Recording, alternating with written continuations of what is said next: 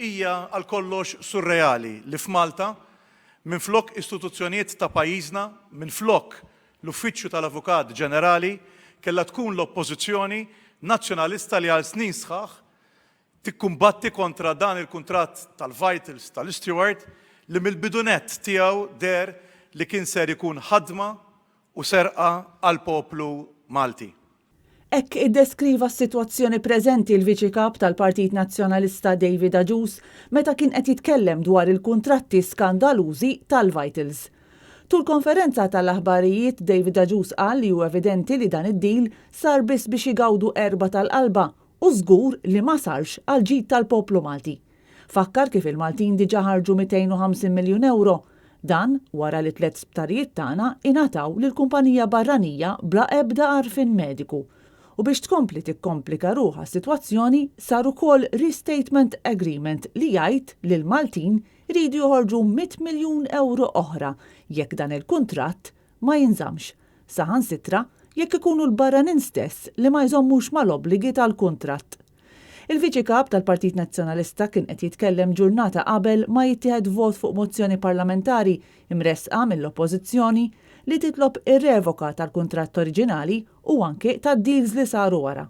Għada ser niddiskutu l-mozzjoni parlamentari tant meħtieġa li preżentat l-Oppożizzjoni ħalli l-membri parlamentari tan-naħa tal-Gvern jinaqdu magħna biex nikkundannaw bil-qawwa dan il-ftehim u b'mod partikolari l-hekk imsejjaħ Restatement Agreement li ġie ffirmat f'Awwissu li għadda minn wara dar il-poplu.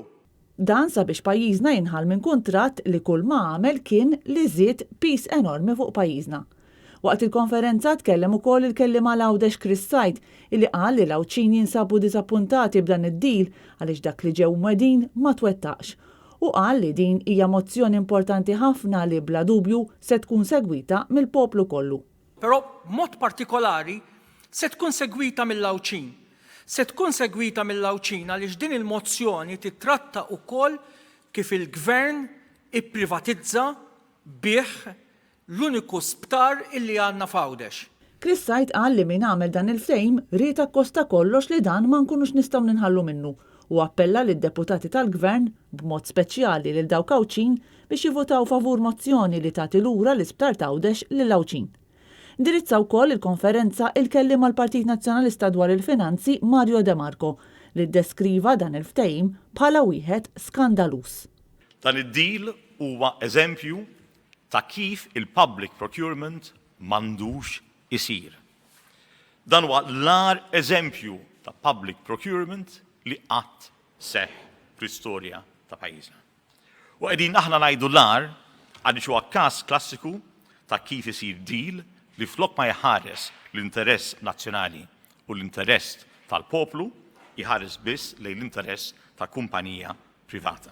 Mario De Marco qal li l-ħamis Edward Cicluna għandu l-aħħar opportunità biex juri jekk huwiex fuq in-naħa tal-poplu jew jekk hux lest li jkompli jippermetti li l-poplu jinsteraq u li jippermetti li dan id-deal korrott jibqa' għaddej.